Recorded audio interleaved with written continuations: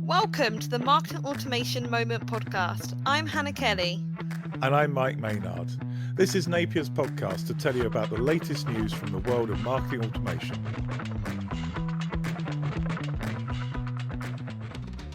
Welcome to the Marketing Automation Moment. Today we discuss email deliverability, The use of AI in mass personalization, and things to think about when designing emails.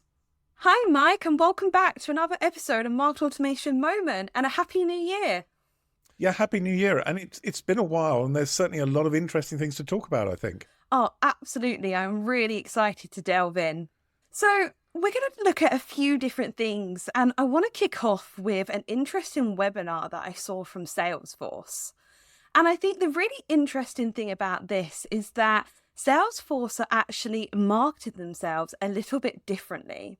So the webinar itself actually focused on how to accelerate your top of funnel with sales. And it really focuses on talking about how buyers are finding purchasing difficult, the experience is often falling short of where they want to be. And then it really focuses in on the sales side. So how can platforms like Salesforce really help push that buyer's journey and help them have a better experience?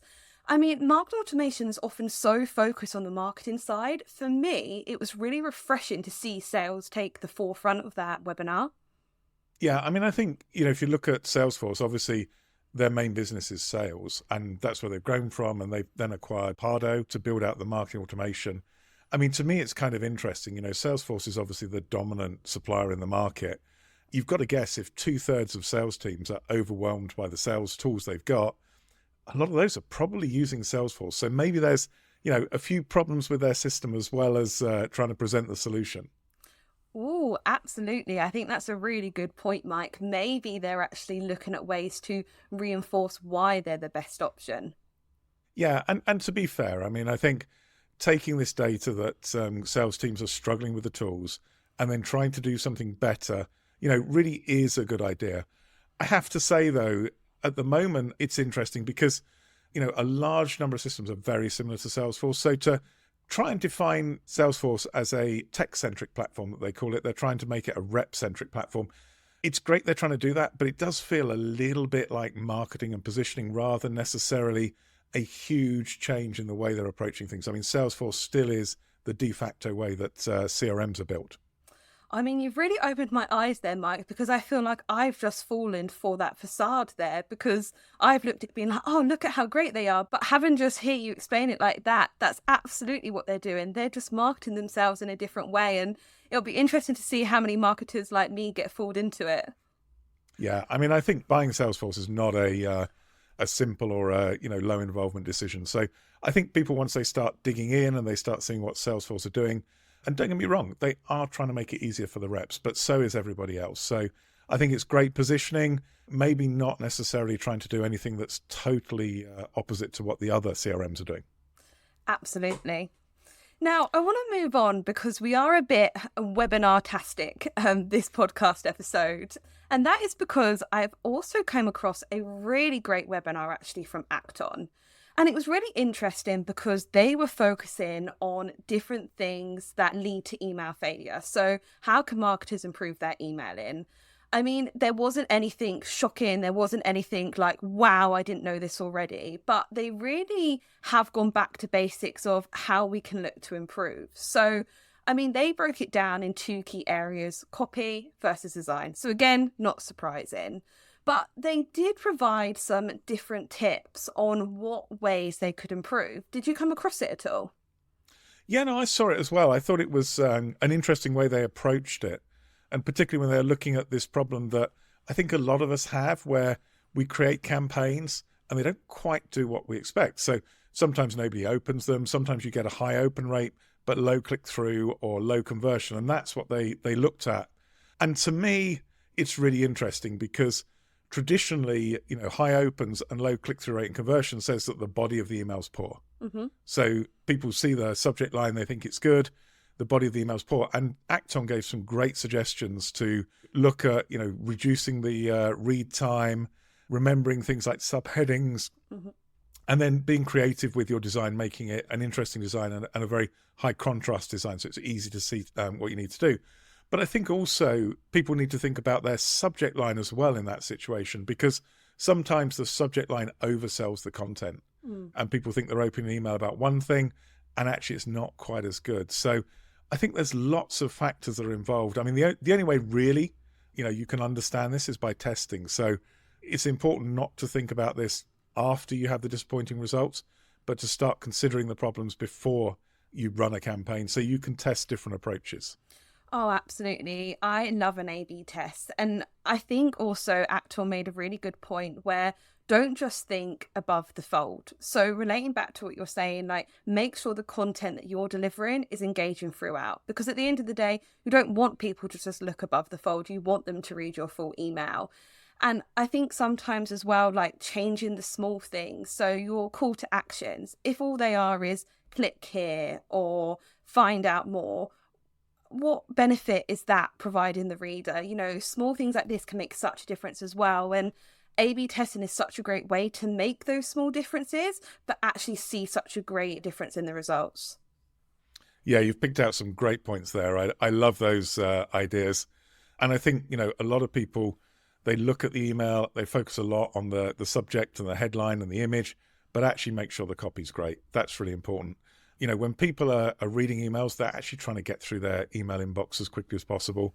So keeping the email short and making it worth reading is really the important thing. Oh, absolutely. And I mean, we speak from a bit of experience here, Mike. One of our main lead generation tactics is actually our Napier News, which is our monthly newsletter. And I think we're about on our 4th design of the newsletter, but we have seen such a difference in the results that I think another message to get across is keep your emails fresh. So if you've had a design for a year, it's working well, but maybe results are starting to dwindle, look at how things you can change. Remember that you should be consistently improving what you have. Great point, Hannah.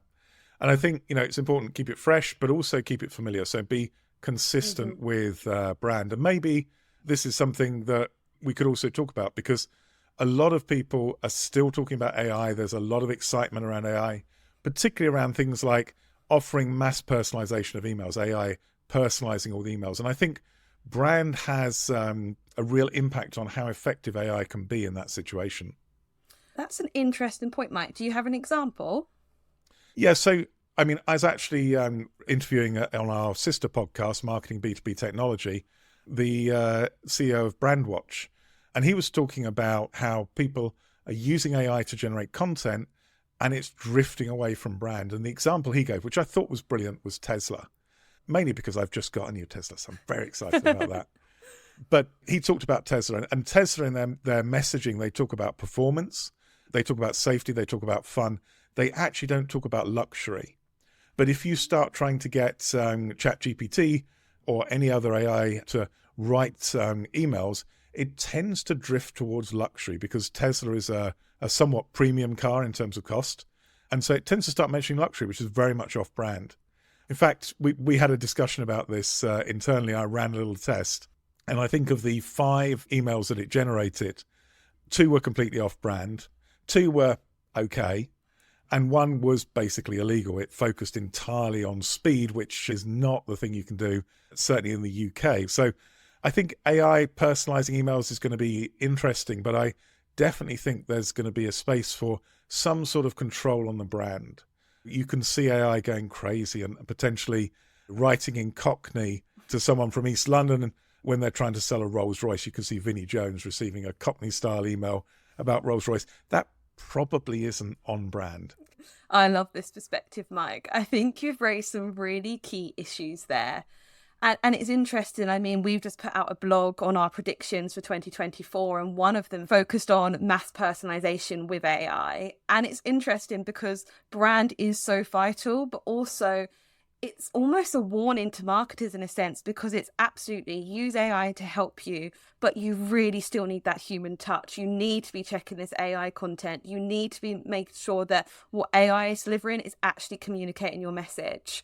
And relating it back to your Tesla story, that's such a good example, because you wouldn't think of it in that sense, but a key message of Tesla isn't luxury. So making sure you're checking that content, I think, is such a key point.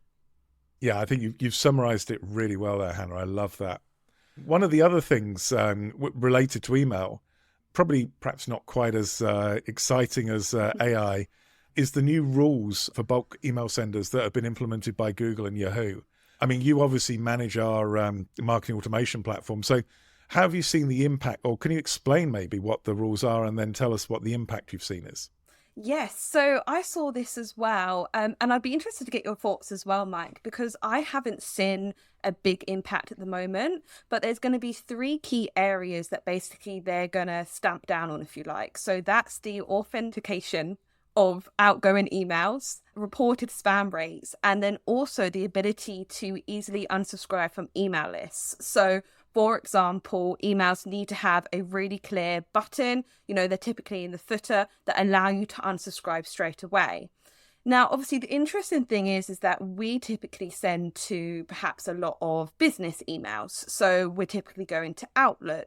We don't really send to a lot of Gmail or Yahoo direct emails. So I haven't seen an impact as yet, but do you think that will change as the year goes through?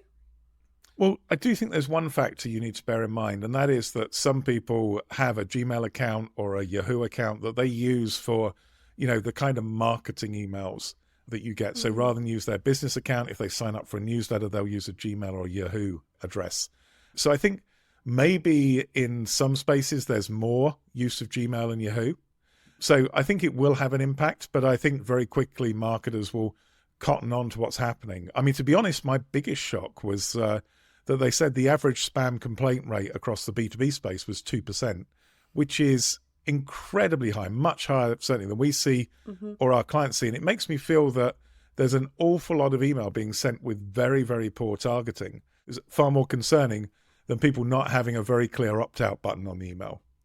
I mean, that's a really good point, Mike, because if it's poor targeting, then that effort you're putting into the emails anyway, it's not going to count. Absolutely. So, I think people will actually move and make changes to meet these regulations because they're very well defined. But, marketers out there, think how well you're actually targeting people when you send email, because if you're seeing spam complaint rates of 2% or even 1%, that's a real problem. And you should be doing something very urgently to try and fix it and make sure you're sending content that people actually want to see. Brilliant point, Mike. And I think that actually segues quite nicely into our insightful tip of the week, because this week I would like to talk about designing your email for its purpose. So, today we've spoken a lot about making sure that the content within your email is good, but I also think that the design of your email for its purpose is important. So, for example, when I send an email perhaps to a prospect, I'm personalizing it. I want to make it seem that it's come from me and not a marketing automation system. I perhaps do a more blank canvas, no Napier logo, we've been speaking. But if I'm sending our Napier News newsletter, I want to make sure this is engaging. I want it to have color. I want it to have images. And I think it's really important that marketers need to understand there's different ways that emails should be sent, and the design can sometimes be as important as the base of the content. Absolutely agree. And I think, what you're saying, if you've got one simple message, you don't need a complex HTML template. So send an email that is or looks like plain text, and people can get straight to the content and read it and focus your effort on the copy. But a newsletter is very different. A newsletter is really trying to let people select the stories that they're interested in from a whole list of different news items. And so I think, you're absolutely right there. Design is super important, and also making it very easy to scan. So when you say more engaging with more images, I think that's important, because not only does it make it more interesting, but it actually makes it easier to scan for the content that's relevant to you. Absolutely. I think that was beautifully summarized, Mike. So thank you so much for joining me of another episode of the Marketing Automation Moment. Thanks very much, Hannah. Thanks for listening to the Marketing Automation Moment podcast. Don't forget to subscribe in your favorite podcast application, and we'll see you next time.